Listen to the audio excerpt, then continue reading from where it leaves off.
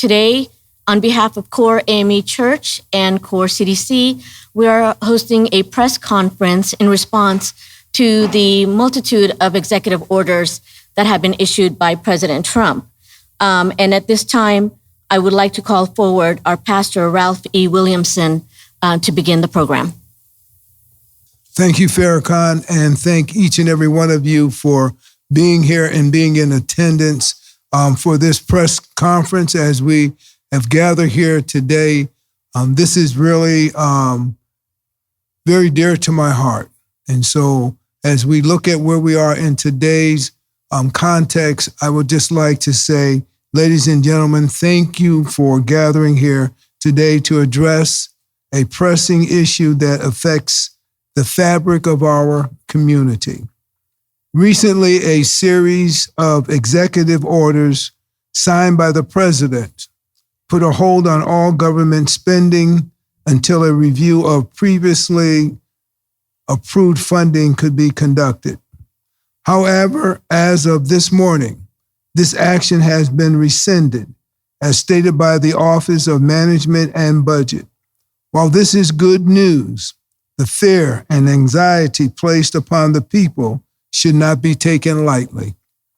The abrupt halt in government spending created uncertainty and concern among many, disrupting essential services and causing widespread unease. It is crucial that we acknowledge the emotional and psychological impact this has had on our community. We must work together to rebuild trust and ensure that such disruptions do not occur in the future. Moreover, we must stand together against the banning of diversity, equity, inclusion, DEI programs. These programs are vital for fostering a more inclusive and equitable society. They promote understanding, respect, and collaboration among people from diverse backgrounds. The prohibition of initiatives aimed at promoting awareness, often labeled as woke awareness, undermines our efforts to create a more just and inclusive community.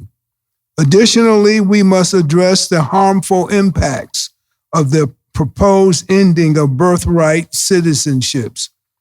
This policy change threatens to create a climate of fear and uncertainty for many families, leading to potential immigration and communities, causing irreparable harm to the social fabric of our society. It is our collective responsibility to advocate for policies that uphold the principles of diversity, equity, and inclusion. We must ensure that every individual, regardless of their background, has the opportunity to thrive and contribute to our community. By standing together, we can create a more just and equitable society for all. I thank everyone once again for gathering here, for the speakers sharing, each of them that will come, and then also address the issues that we find that are more important to us as people who stand together as a united community. And so I would like to bring our next speaker up, and then I will come back and give some closing remarks. Good morning. I'm Deirdre Harris, president of the NAACP Orange County. I'm here this morning to talk about the impact of the recent executive orders and the attack on DEI. It is unacceptable that this administration continues to dismantle programs designed to ensure fairness, opportunity, and economic prosperity for all. DEI programs are not about special treatment. They are about leveling the playing field. Rolling back DEI initiatives only serves to deepen America's disparities.